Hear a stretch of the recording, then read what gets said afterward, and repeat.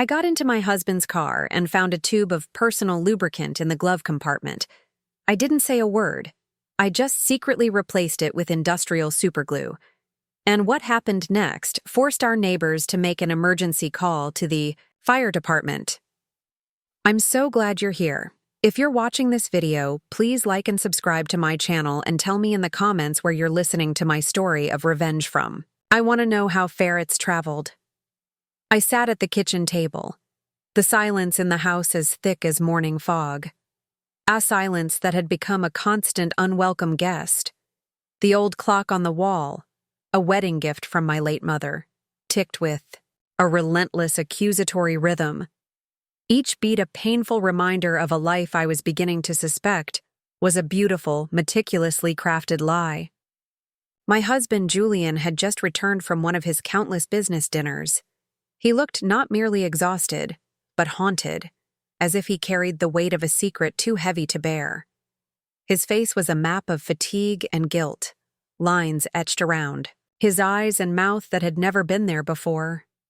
He tossed his jacket on the sofa with a weariness that felt performative, loosened his tie as if it were a noose he was desperate to escape, and collapsed onto the bed, the familiar springs groaning. Under his weight, without even bothering to shower, the faint scent of his expensive cologne hung in the air, but it was mixed with a new alien fragrance, a sweet floral perfume that felt like an intrusion, a brazen confession from a life I didn't know he was living.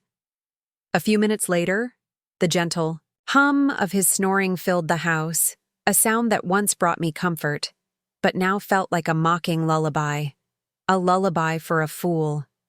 I got up, moving with the quiet, practiced grace of a wife of 40 years, and began to tidy up the mess he'd left. In the living room, his jacket, his wallet, his cell phone, his old laptop. The phone screen was still on, a new email glowing like a sinister omen. I frowned. Julian never used email. He always said, "Juliet, all this tech stuff is too complicated. I'd rather just make a call." But now, an email. It was right there in plain sight, a digital ghost from a life I didn't know he was leading. Out of a morbid curiosity that felt both wrong and necessary, I opened it. The message was short, a mere handful of words that would shatter my world. "You were incredible tonight, Dad."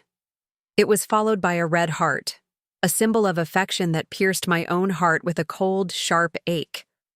I froze as if someone had slapped me, the digital world a cruel mirror reflecting a truth I was too terrified to see. Dad. The word echoed in my mind. Who was calling him that? And in such an intimate, affectionate tone, I swiped down, my thumb trembling, looking for more clues. But there was nothing. Just a strange email address, a jumble of meaningless characters that offered no answers, only more questions. A shiver ran through me, not from cold, but from a profound, bone-deep fear. It felt like a cold wind coming in through a crack in the door of my life, revealing a secret chamber I never knew existed. I glanced at the bedroom and saw Julian turn over with a sputtering snore, his face still and peaceful, a stark and infuriating contrast to the storm raging inside me. My heart pounded like a thief's, a frantic, guilty beat. I quickly put the phone back, my hands shaking so much I almost dropped it. I continued cleaning up, my movements now mechanical, robotic. I gathered his dirty clothes to take to the laundry. As I checked his pant pockets, I felt a folded piece of paper, crisp and new.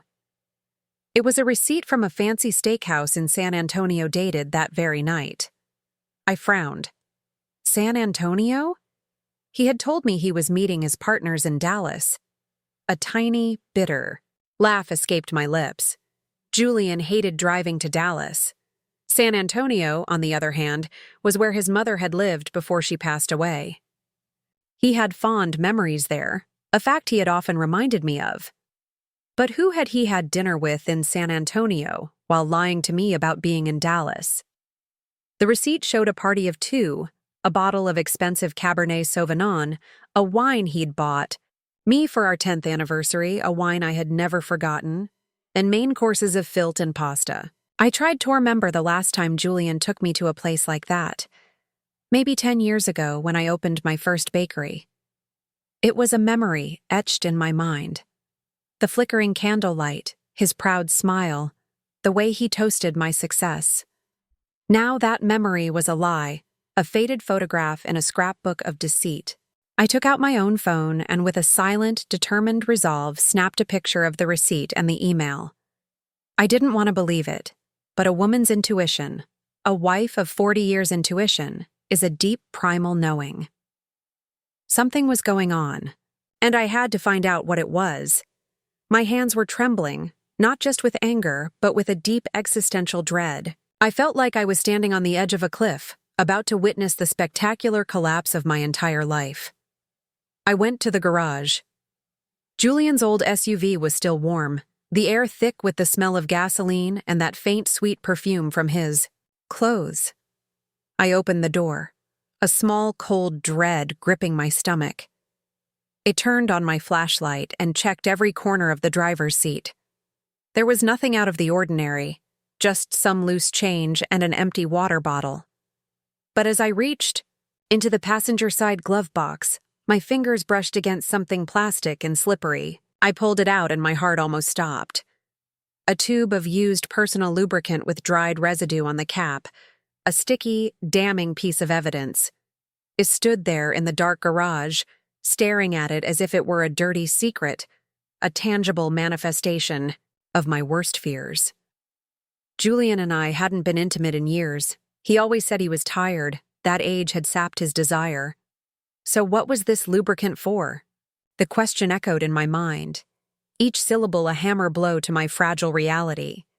I felt paralyzed but kept a clear head, a survival instinct kicking in. I put it back exactly where I'd found it. I wiped my hands with a napkin, scrubbing them, raw, as if I were afraid the betrayal would leave a permanent mark on my skin. I continued searching, this time more carefully, more methodically. Under the back seat, I found some crumpled napkins soaked in a sweet floral perfume that wasn't a man's and wasn't my soft, familiar rose fragrance. The scent was alien, defiant, a loud, vulgar shout of infidelity in the quiet sanctuary of our garage. I took photos of everything, the lubricant, the napkins, as if I could capture the scent in an image. I closed the car and went back inside, the weight of the evidence pressing down on me, heavier than any flour sack I had ever lifted. I sat at the kitchen table, my hands trembling uncontrollably as he picked up Julian's phone again.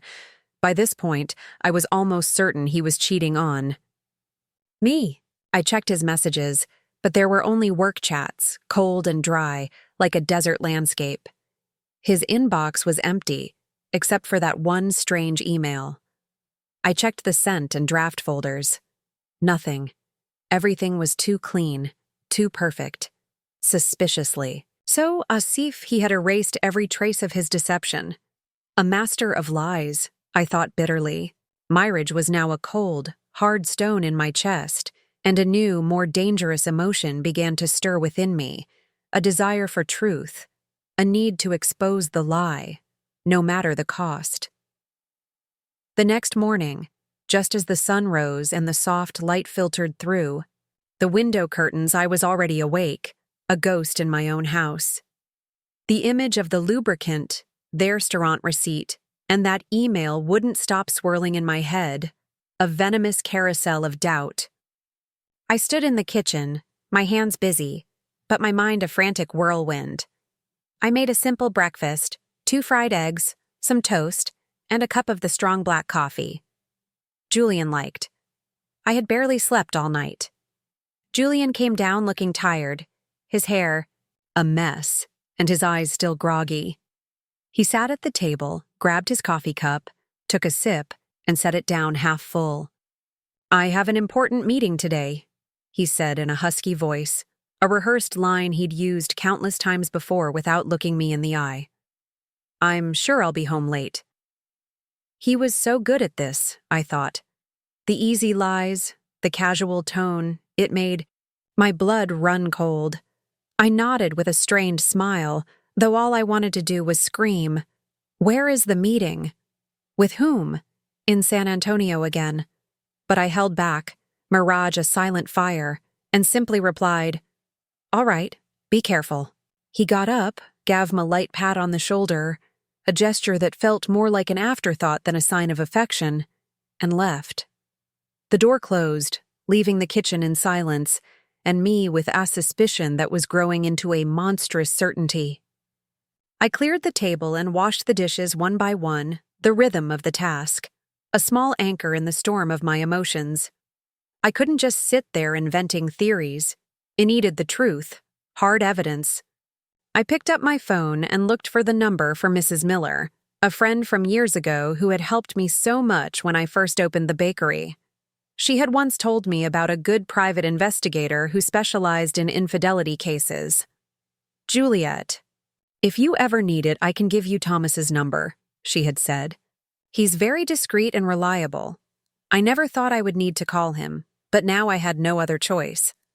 I dialed her number, my voice trembling, each ring a drumbeat of my mounting anxiety. "Hello, Mrs. Miller. Can you help me get in touch with Thomas? I need him." She was silent for a few seconds, a pause that spoke volumes before answering. "Juliet, what's going on? Did Julian do something?" I sighed, not wanting to get into the details over the phone, my pride bruised and raw. "I just need to know the truth. Can you help me?" Mrs. Miller, a woman of few words but profound intuition, agreed immediately. And just an hour later, I received a message from Thomas asking me to meet him at noon at a small cafe downtown. "Mrs. Roberts, please don't worry. I will help you," he wrote. The message was short, but it was enough to give me a little relief. A lifeline in a sea of deceit. At noon, I went to the cafe, a tiny place with worn wooden tables and the aroma of roasted coffee filling the air, a scent that usually comforted me, but now felt strangely foreign.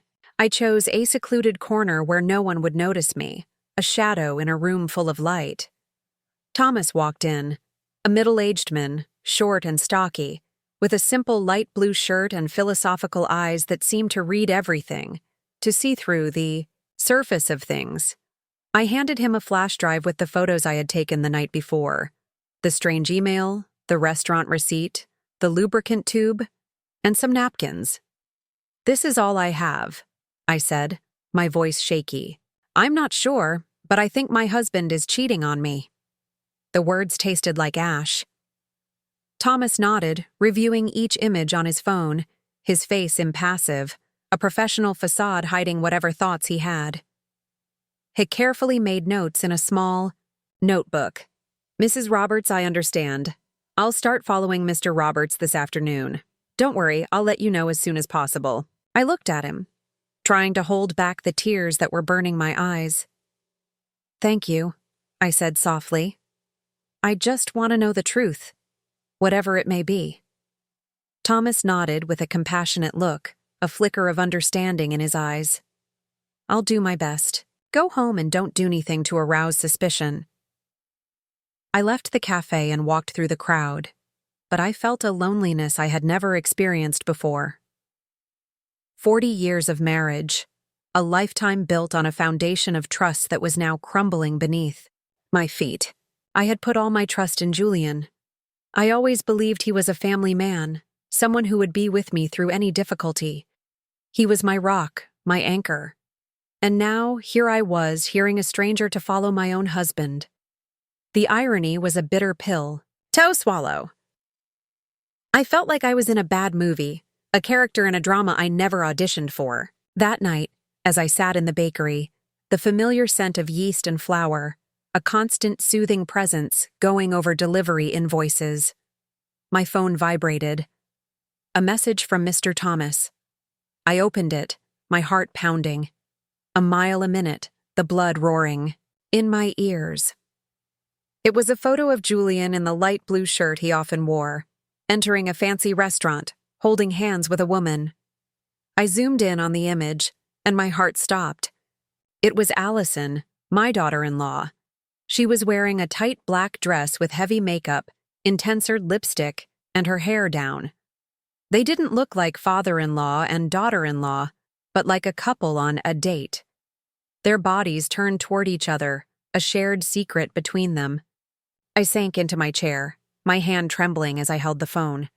Allison, how was this possible? At family gatherings, she and Julian always acted distant, barely speaking to each other.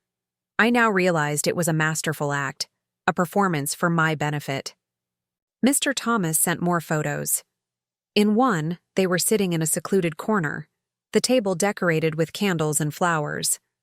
Allison was leaning toward him, smiling, and Julian was toasting her glass with an oddly tender gaze. I saw the photo and felt a crushing pain in my chest. In 40 years, I had never seen him look at me like that, not even when we were young. When I was that girl from San Diego with long hair and a radiant smile, he looked at me that way, a look of genuine adoration, of a love I thought was mine. Now it was hers.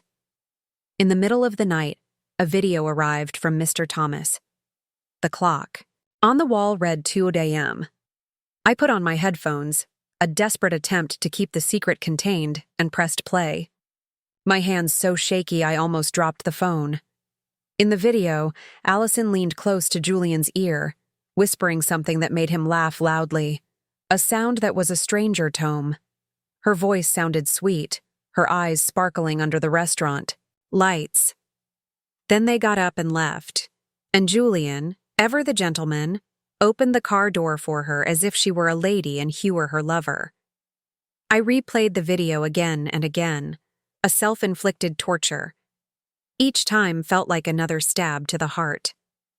Allison, my daughter-in-law, whom I had treated like my own daughter, whom I had taught how to make our family's traditional flan, and Julian, the man I had given my whole life to, with whom I had built a family. What were they doing behind my back? Behind Daniel's back? The questions were a tidal wave, threatening to drown me. I saved all the photos and the video to a flash drive, making a note of every detail, date, time, place, even the name of the restaurant. My hands worked on autopilot, but my mind was in chaos. I didn't want to believe it. I couldn't believe Julian and Allison were capable of something so low, so cruel. But the evidence was right in front of me, undeniable, a mountain of proof. I stayed in the bakery among trays of sweet pastries that smelled delicious, but I felt like my world was falling apart. I remembered the early days of the business when Julian would help me carry sacks of flour, when we would laugh together in that little kitchen, our dreams as big as the sky. Now it all seemed like a distant memory, a beautiful lie I had lived for too long. The next morning, I was in the small kitchen of the bakery, holding a list of orders for a large hotel downtown. The smell of flour and vanilla, which always brought me peace, felt empty that day, a hollow comfort. As soon as I finished signing the delivery invoice, my phone vibrated in my apron pocket. I wiped my hands and my heart sank when I saw it was a message from the detective. Just a short sentence. Mrs. Roberts, I'm sending you more evidence. I took a deep breath, trying to stay calm, but my hands trembled as I opened the message. A series of photos appeared on the screen. The first showed Julian in his usual gray shirt, leaving a law office near the main plaza. By his side was Allison, in a beige office dress, her hair in a high ponytail, and huge dark sunglasses that almost covered her face. A pathetic attempt at anonymity. They were walking very close together, not like in-laws, but like a couple. Their bodies a testament to their forbidden bond. In the next photo, they were standing in front of a 4-star hotel with gleaming glass doors and a gold sign. I zoomed in, desperately looking for some sign to deny what I was seeing, but there was nothing. They looked too natural, too comfortable together, a part of a world I was not a part of. Then came a short video from Mr. Thomas. I pressed play, and my heart pounded so hard I thought it would burst. A frantic drum against my ribs. The shot was from a distance, but it was clear enough to see Julian and Allison on the third-floor balcony of the hotel. His arm was around her waist, and she was resting her head on his shoulder, her long hair moving softly in the wind. And then, like a stab, I saw them share a quick kiss without trying to hide. It was a brief kiss, but it was enough to burn away the last spark of hope I had left. I replayed the video frame by frame, each image digging deeper into my soul, a slow, agonizing descent into hell. The room curtain opened slightly, and Allison came out, running to hug Julian, her face lit up with happiness, as if she were a young girl in love. I slumped into the chair, clutching the edge of the table to keep from falling apart. Mr. Thomas wrote, "They also rented the room for the afternoon. It looks like they're staying the night. I'll keep an eye on them." I read the message over and over, my throat tight, as if I were being strangled. Just a few hours earlier, Julian had written to me, "Juliet, I won't be home tonight. I have to meet a potential partner from out of town. Get some rest." The tone was sweet and caring, just as it had been for years. But now I knew it was all a lie, a well-constructed lie. A potential partner from out of town. He wasn't out of town. He was here, in a 4-star hotel with our own daughter-in-law. I opened my portable hard drive and carefully saved every photo and every video. Each time I hit save, I looked at the image as if to make sure I wasn't dreaming. In the video, Julian's gaze toward Allison was so tender. The way he caressed her hair reminded me of the way he used to do it with me more than 30 years ago. We were young, and I believed our love would last forever, a promise whispered under a starry San Diego sky. Now seeing this, all I saw was lies and blatant betrayal. I remembered family gatherings, everyone sitting around the table, a tableau of our perfect family. Allison always sat far away from Julian. Sometimes she even looked at him with disgust. Daniel would joke, "Mom, I think Allison can't stand Dad. She avoids him like the plague." I believed it too. I thought they just didn't get along, that she was just trying to fit into the family. But now I understood it had all been a farce, a carefully choreographed dance of deception.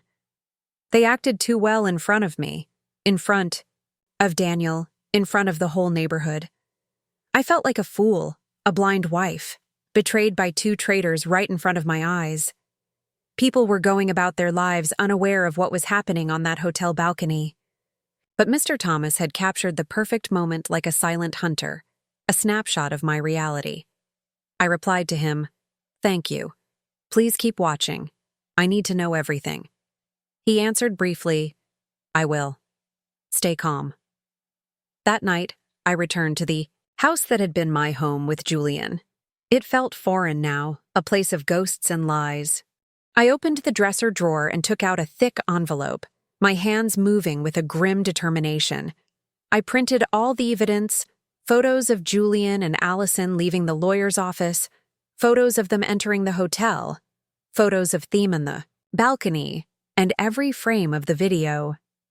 I carefully arranged them, sealed the envelope, and hid it at the bottom of the drawer under old family photos. I looked at a photo of the 4 of us, Julian, Allison, Daniel, and me, at Daniel's birthday party. A few years ago, Allison was smiling, hugging Daniel tightly, while Julian stood beside me with his arm on my shoulder, looking proud. Now, looking at it, all I wanted was to rip it to pieces, to tear the image of their smiling faces from my life. The next morning, just before dawn, I heard the front door open slowly. Julian staggered in, smelling of alcohol. "The partner was too difficult, Juliet," he complained in a raspy voice, his eyes red as if he'd been up all night. "I had a drink a lot. I'm dead tired." I was in the kitchen with a glass of water in my hand, watching him perform while feeling like he was rubbing salt in a wound. "Rest," I replied calmly as always, the practiced voice of a wife. "You have to go to work tomorrow." He nodded, gave me a pat on the shoulder as if nothing had happened, and dragged himself to the bedroom. Minutes later, he was snoring peacefully, as if he'd never cheated on me, as if he'd never gone to a hotel with our own daughter-in-law. When I was sure Julian was asleep, my phone vibrated. It was a call from the detective, Mr. Thomas. His voice was low, almost a whisper, as if he feared someone would overhear him. "Mrs. Roberts," I recorded their conversation in the hotel parking lot. "I used special equipment. They didn't even notice. I'm sending it to you now." My heart pounded hard, but I simply replied, "Thank you, Thomas. Send me the file." Minutes later, an audio file appeared in my messages. I put on my headphones, sat at the table, and pressed play. The first thing I heard was Allison's voice, cold and ambitious, a stranger's voice. "Dad, hurry up with that fake contract. I want to have that whole chain of stores already. I want that old hag out of the house." I felt a blow to my chest and gripped the phone tightly. Then came Julian's voice, deep and confident. "Don't worry about those papers. Juliet doesn't know anything. Leave it in my hands. She trusts me too much." It felt like a knife twisting in my heart. They weren't just cheating on me. They were planning to take everything I had built. The bakery chain. All the sweat, tears, and sleepless nights. Baking every batch. Running all over town to make deliveries to keep my reputation. It was all mine. Julian never once got his hands dirty in the kitchen. He never worked the counter or signed contracts with hotels. And now he and Allison wanted to take it all away. To kick me out of the house I had made a home. I almost broke down, but I still had the composure to copy the audio to the flash drive where I kept the other evidence. I carefully wrote down the time and place as if trying to keep myself steady in the middle of the storm. The next morning, as I made coffee in the bakery, my phone vibrated again. Thomas sent another batch of new photos taken with a telephoto lens. In them, Julian and Allison were inside his car with a thick pile of papers in front of them. Allison had a red pen and was marking the document intently. Julian, next to her, nodded and smiled as if he were in full agreement. Thomas wrote, "I overheard something. It seems they want to use a contact at the notary's office to make the transfer. I'll investigate further." I zoomed in on the photo. I could see the letters on the paper, though I couldn't read them. But I knew these weren't normal work-pea papers.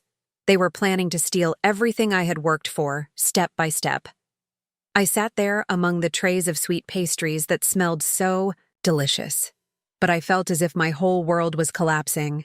Ira opened the audio file, put on my headphones, and listened to every phrase, every word they said. That wretched old woman. That's what Allison called me. I remembered the days when she had just joined the family, when I taught her how to make rice. When I hugged her like a daughter, I thought she was part of the family, that she would be the woman who, along with Daniel, would build a future. And Julian, the man I had loved since I was a girl in San Diego, who swore he would be with me until the end. They had made a joke of me. A fool who still believed in love and family.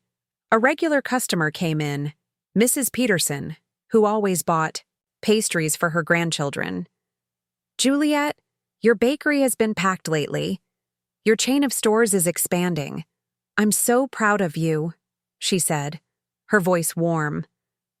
I forced a smile and replied, "Thank you. I'm doing my best." But inside, I was a wreck. I wondered what she would think if she knew the truth. Would she see me as a strong woman or just a fool betrayed by her husband and daughter-in-law? I wrapped Mrs. Peterson's pastries, said goodbye at the door, and sank into my chair, my hands on my head.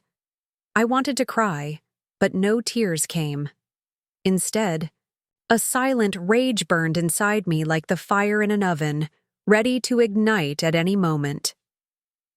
That night at dinner, I sat across from Julian in the small kitchen under the yellow light that gave his face a strange, distorted glow.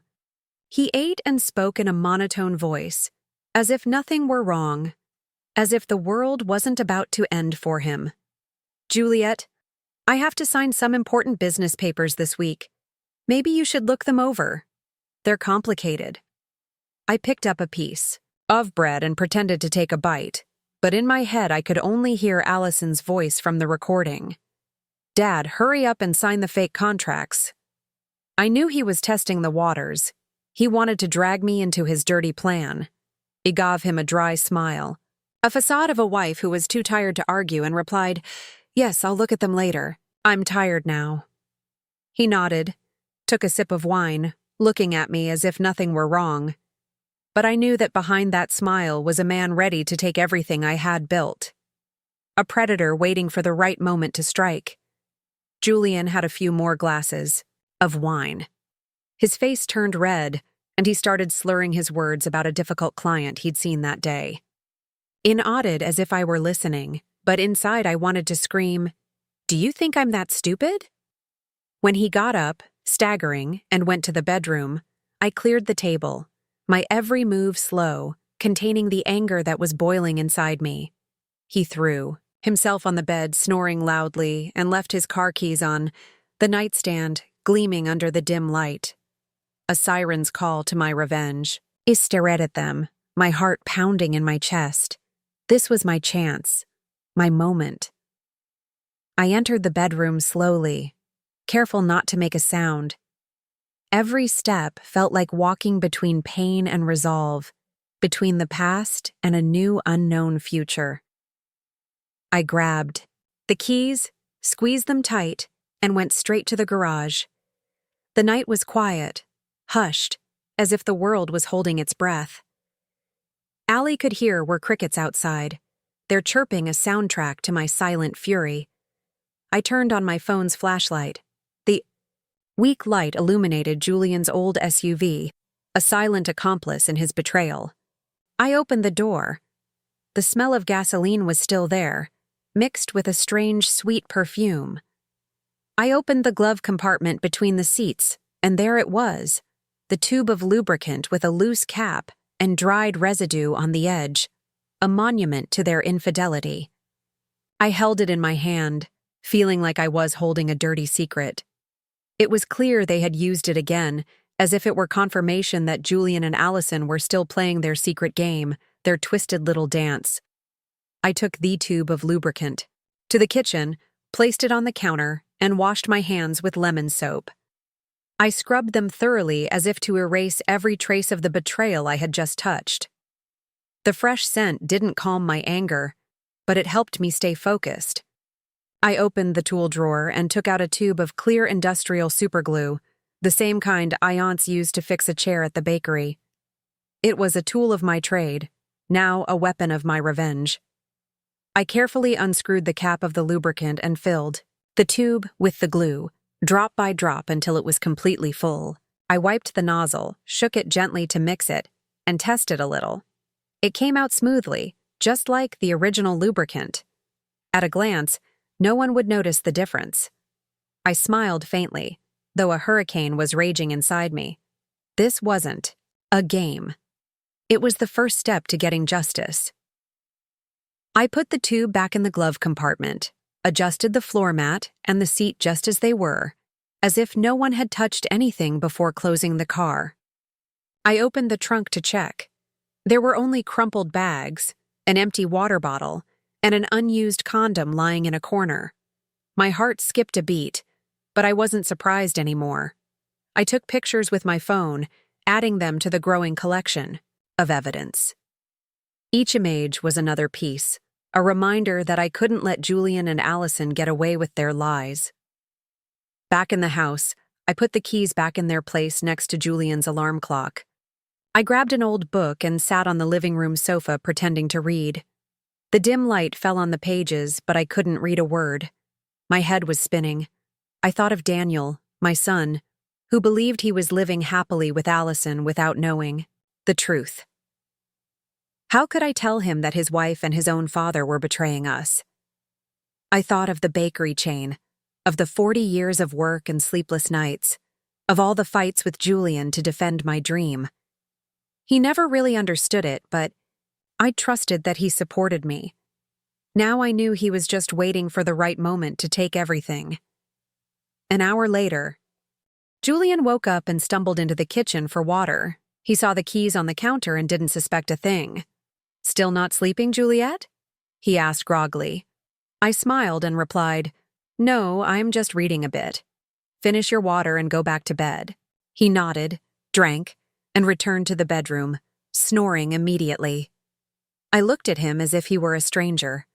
This man, who once promised to be with me until the end, was now planning to destroy what I loved most. But he didn't know that I had already started my counterattack. At dawn, I got up. The sunlight was timidly entering through the bakery window. I was in my usual kitchen, kneading dough, preparing flames and sweet pastries for a large hotel order. I pressed the dough with all my might, channeling my rage into every movement. When I returned home for breakfast, I made an effort to keep a calm face. Julian was already up with a cup of black coffee in his hand. I served him eggs and toast. "Julian," I said calmly, "I have to travel to Nashville tomorrow to sign a contract with a new partner. I'm sure I'll be home late. Can you take care of dinner?" I watched him out of the corner of my eye. He looked up surprised, but in his eyes something was shining that wasn't concern. It was relief. "A big contract?" he asked, taking my hand with a feigned tenderness. "Don't worry, go ahead. I'll handle it." But that spark in his eyes, that slight curve of his lips, as if a weight had been lifted, pierced my chest. He wanted me to leave, and I knew exactly why. I smiled and nodded. "Thanks. I'll call you if I get back late." He took another sip of coffee. Then he got up, saying he had to get to the office early.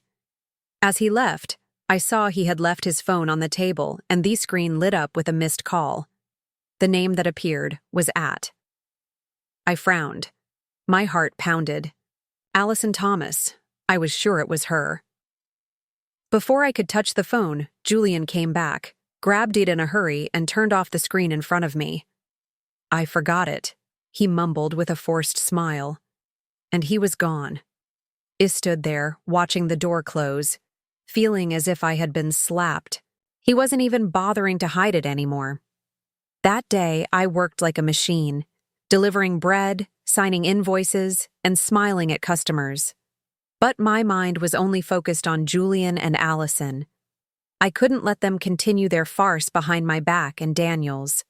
I needed more evidence to hear from their own mouths what they said when they thought no one was listening. That night, I pretended to be tired. I went to bed early and told Julian, "I have to wake up early tomorrow to catch the bus, so I'm going to sleep." He nodded, gave me a pat on the shoulder. "Rest, Juliet. Be careful on your trip tomorrow." I lay down and closed my eyes, but it sharpened my hearing, attentive to every sound in the house. Close to midnight, when Julian's snoring stopped, I heard him get out of bed quietly. The faint light from his phone shone in the darkness. He left the room with his phone, thinking I was asleep. I stayed still, my heart pounding. Then I slowly got up and followed him on tiptoe. I hid behind the thick living room curtain and saw him standing in a dark corner near the window. He put the phone to his ear and spoke softly. "Yes, of course. Come over to the house tomorrow. We won't have to go to a hotel anymore. Juliet has to leave town to sign a contract, and she'll be back late." I heard a soft giggle from the other side. Allison's sweet voice. "That's great, Dad. Finally, we can relax." Julian laughed, replying, "Yeah, come early. I'll be waiting." I stood there behind the curtain, feeling my blood boil. They weren't just cheating on me. They were planning to turn my house, my son's home, and mine into their meeting place. I returned to the bedroom in silence, opened a drawer, and took out Daniel's old recorder. Theo and I bought him for college to record his classes. I checked the battery, put in a new one, and turned on continuous recording. I hid it behind the bookshelf, in the bedroom next to the headboard, certain it would capture everything. I carefully adjusted the cable and covered it with a family photo frame, the photo of the four of us at Daniel and Allison's wedding. Looking at it, I felt a bitter taste. Allison's smile, Julian's hug. Now, they were all lies. Before going back to bed, I checked again that the recorder was working. I placed the photo frame just right to hide the cable. Then, I lay down, pretending to be asleep. Julian came back to the bedroom, threw himself on the bed, and snored as if nothing were wrong. But my eyes were wide open in the darkness, more awake than ever. I reached for the clock and set the alarm for earlier than usual. I closed my eyes, but not to sleep. I was ready for the next step of my plan. I woke up at 5 o'clock in the morning when it was still dark. Only the faint light from the streetlights was coming through the window. The house was silent. All I could hear was Julian's steady snoring from the bedroom. I was in the kitchen with a cup of cold coffee in my hand, staring at the skillet of oil that was already on the stove. It was the last step of my plan, a simple smoke trap, but enough to expose the truth. I tied a thin string to the stove's igniter, ran it over to the window, and attached it to a heavy object, an old coffee can I found in the cabinet. All I had to do was pull it from a distance, and the flame would ignite the oil, creating thick black smoke, enough to alarm the neighbors. I opened the window by the stove a little so the smoke could get out. Then I tested it once. The smoke rose quickly, forming spirals like a warning. I turned it off immediately, checked everything again, and made sure not to leave any trace that might make Julian suspicious. I put on a jacket, grabbed my large purse, and pretended to be leaving for my trip. Before I left, I went into the bedroom and gently shook Julian. "I have to go to the bus station right now," I said in a calm voice. "I'm going to sign a contract. I'll probably be back late tonight." He opened his eyes and in a sleepy voice replied, "All right. Be careful, Juliet. Call me if you need anything." Then he buried his face in his pillow and went back to sleep. I looked at the man I once loved and trusted. Now lying there unaware of the trap waiting for him, I turned away, my heart heavy, but my legs steady. Instead of going to the station, I went across the street to Mrs. Peterson's house. She was my neighbor and my friend. She opened the door and looked at me worried when she saw my purse. "Juliet, what are you doing up so early? Is something wrong?" she asked with affection. I forced a smile. "Mrs. Peterson, can I stay here for a few hours? I need to watch my house." She frowned, but didn't say anything else. She poured me a hot cup of coffee and gave me a chair by the window. From there, I could see the entrance to my house where Julian and Allison would enter, and where the truth would be revealed. Around 10 Brauk, a taxi pulled up in front of the house. Allison got out wearing a light floral dress and dark sunglasses, as if she were afraid someone would recognize her. Julian opened the door, looked around in a hurry, and quickly ushered her inside. I gripped my coffee cup tightly, my heart pounding in my chest. "It's time," I murmured, and turned on the app on my phone connected to the hidden recorder I had left in the bedroom. The sound started coming through my headphones. Allison's laughter, the clinking of glasses, heavy footsteps. Then I heard Julian's deep voice. "All right, we don't have to hide in a hotel anymore." Allison laughed. "You really know how to pick your moments. The old hag is gone, right?" I bit my lips, holding back the rage as I listened to her call me the old hag with so much contempt. Then the bed started to creak along with other sounds I didn't want to keep listening to. I closed my eyes, took a deep breath, and told myself, "Just a little longer, Juliet. Just a little longer." A few minutes later, suddenly, Allison screamed, "What the hell is this? We're stuck."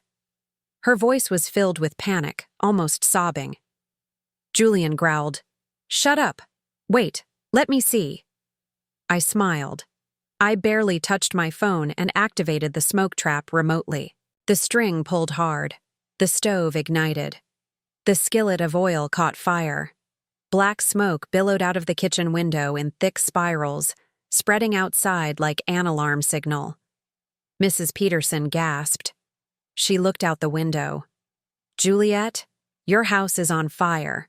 I pretended to be scared, but inside I felt strangely calm. Neighbors started coming out into their yards, shouting, "Juliet's house is on fire! Call the firefighters!" A man nearby, Mr. Miller, quickly took out his phone and called the city fire department. I stayed there, holding my coffee cup tightly, my eyes fixed on my house. Everything was going according to plan. In my headphones, Allison's voice sounded more and more desperate. "Julian, do something! I can't move!" Julian's voice roared. "Don't scream!" I'm trying, but I knew they couldn't do anything. The industrial superglue I had swapped was already at work, leaving them trapped at their most humiliating moment. I imagined them struggling, scared, and a part of me felt satisfied.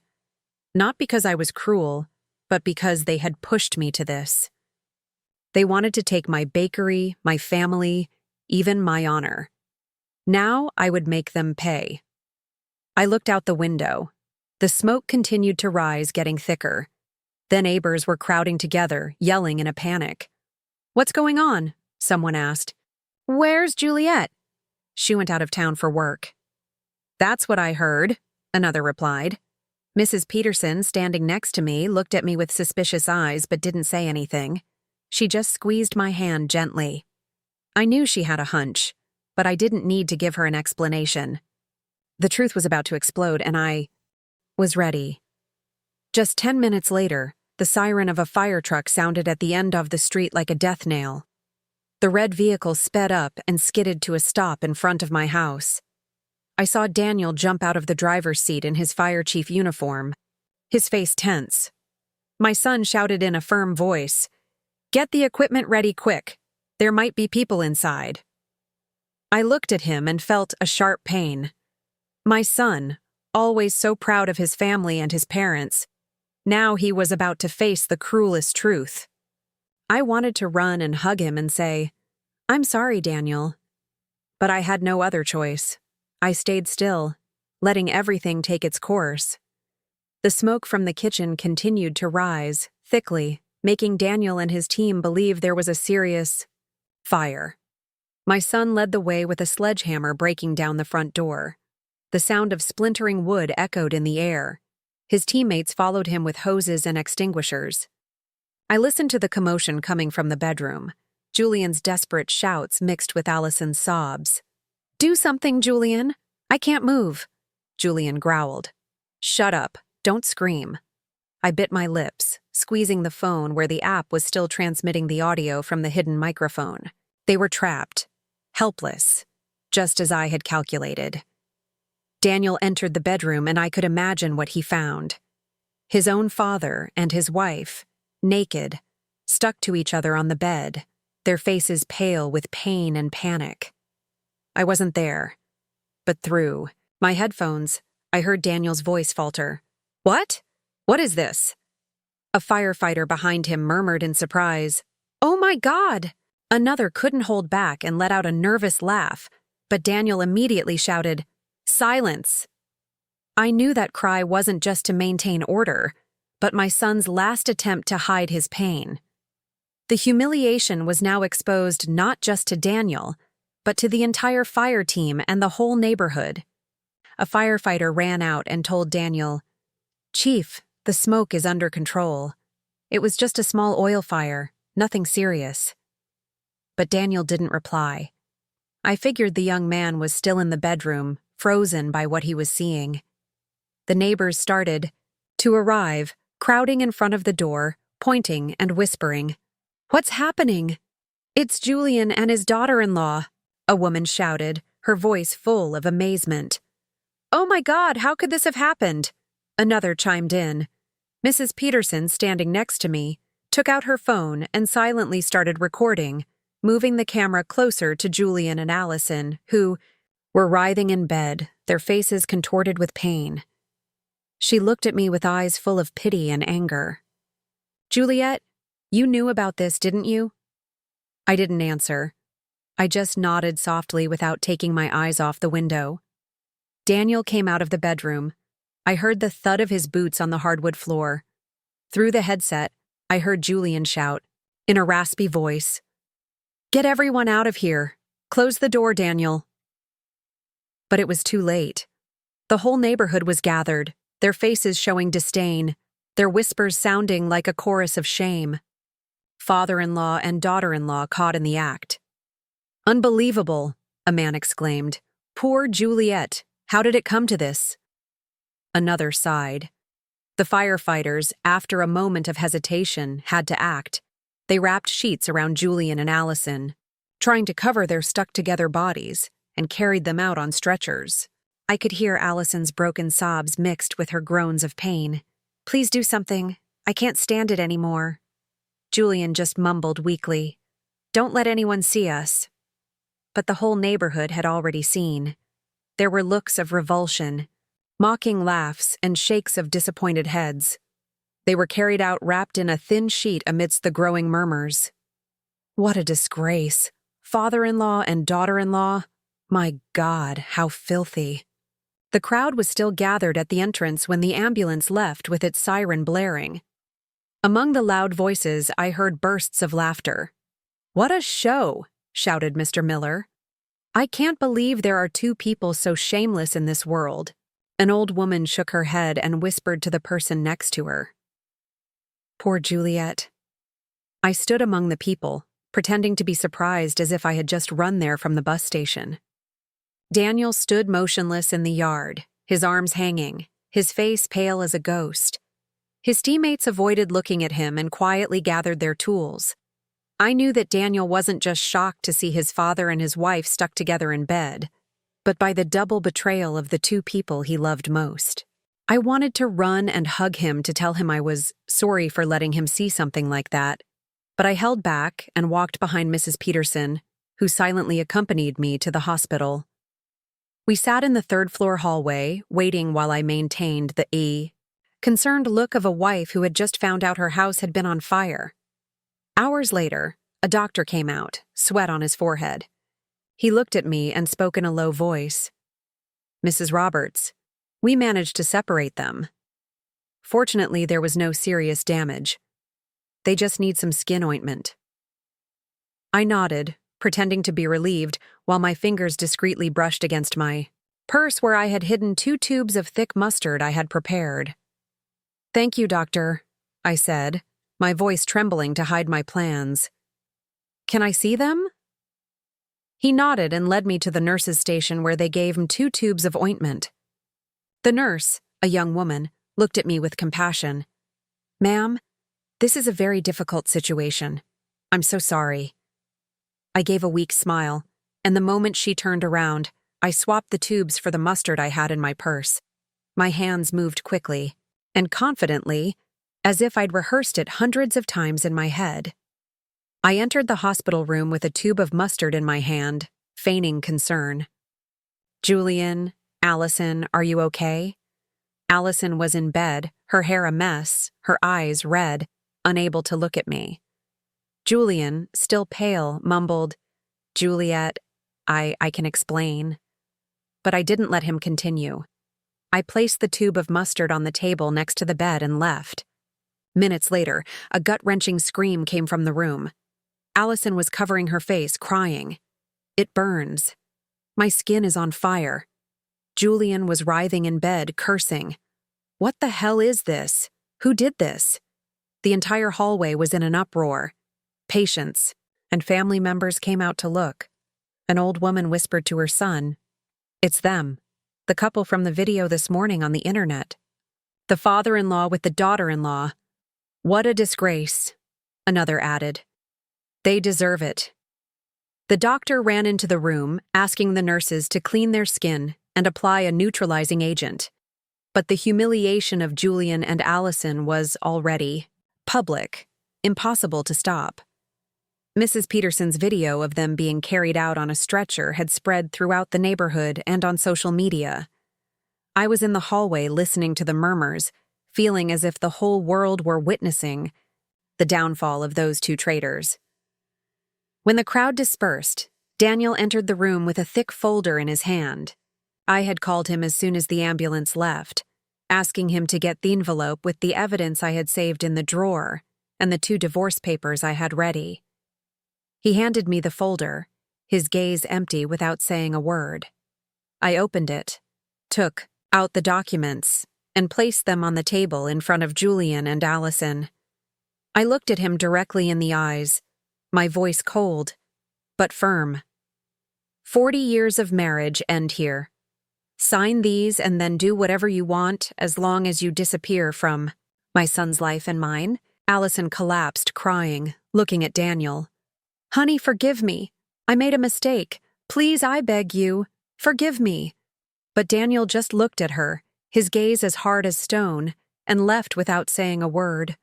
Julian tried to grab my hand, his voice trembling. Juliet, listen to me. I didn't want this. I pulled away, cutting him off. Don't say anything else, Julian. You chose this path. He yelled desperately, Juliet, please. But the nurse came in and warned, Be quiet. This is a hospital. I turned and walked away without looking back. In the hallway, I saw Daniel leaning against the wall, his head in his hands. I walked over and put my hand on his shoulder, but he didn't lift his face. Mom, he whispered, his voice broken. Why did it have to be Dad? Why her? I didn't answer. I just hugged him tightly, sharing his pain with my own.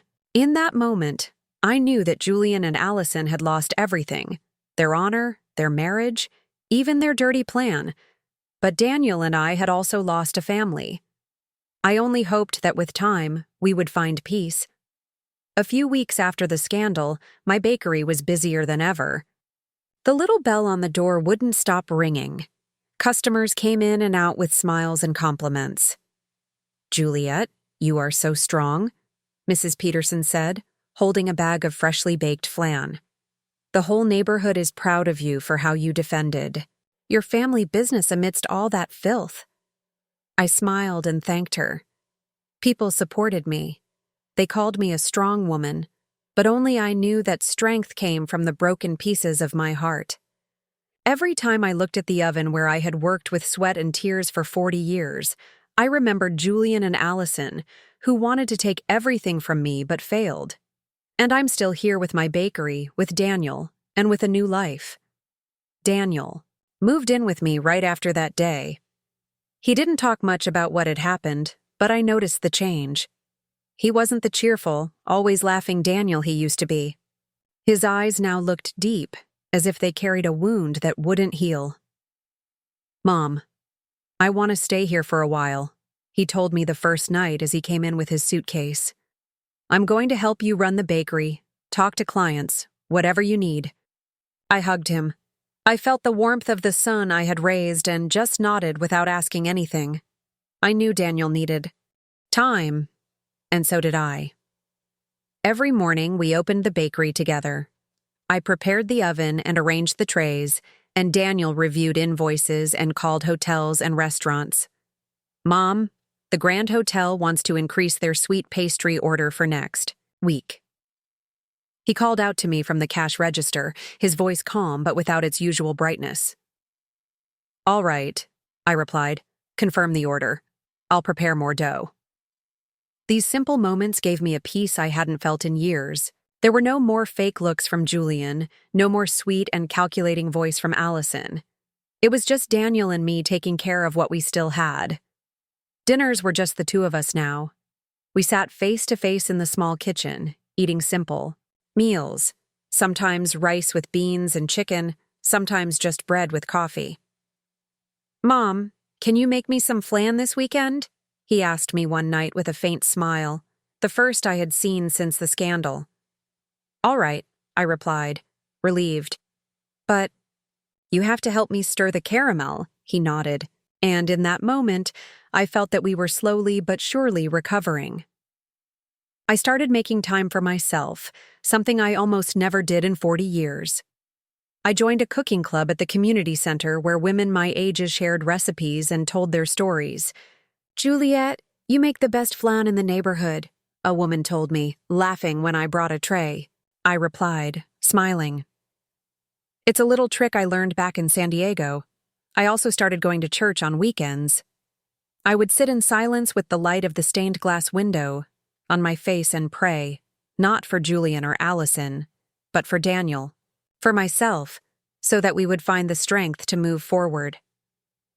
Sometimes I would go for walks with Mrs. Peterson in the town square, listening to her talk about neighborhood gossip. "You know, Juliet," she would say, her eyes shining. "Everyone is still talking about Julian and Allison, but they say you're the one who won." I just smiled without answering. "I won, maybe." But the price was losing my whole family. Daniel also started to change. He became less quiet and began telling me about his work as a firefighter. "We put out a fire at the market yesterday," he told me one night as we ate dinner. "It was really dangerous, Mom. But luckily, Noon got hurt." I listened to him, my heart filled with pride. "Please be careful," I said, my voice trembling. "You're all I have left." Daniel looked at me with tenderness. "Don't worry, Mom. I'll never leave you alone." Those words were like medicine. They gave me back the faith that even though I had lost so much, I still had my son who would always be with me. One afternoon, while the bakery was full of customers, I sat at the cash register, watching the movement in the street. The bell on the door rang non-stop. The smell of sweetbread filled the air. I looked at the trays of flan and pastries and thought about the entire journey. I had built this bakery with my own hands, from a girl in San Diego to a woman who knew how to endure. Julian and Allison wanted to take everything from me, but failed. I kept my bakery, I kept Daniel, and most importantly, I kept myself. Did you like my story? And which city are you listening from? Let's meet in the comments. If you like the story, you can support me by sending a super thanks so I can keep bringing more stories like this. Thank you so much for your sweet support. I'm looking forward to your comments on the story. On the screen, you can see 2 new life stories that I highly recommend. There's so much more on my channel. Don't forget to subscribe. See you in the next life story. With love and respect.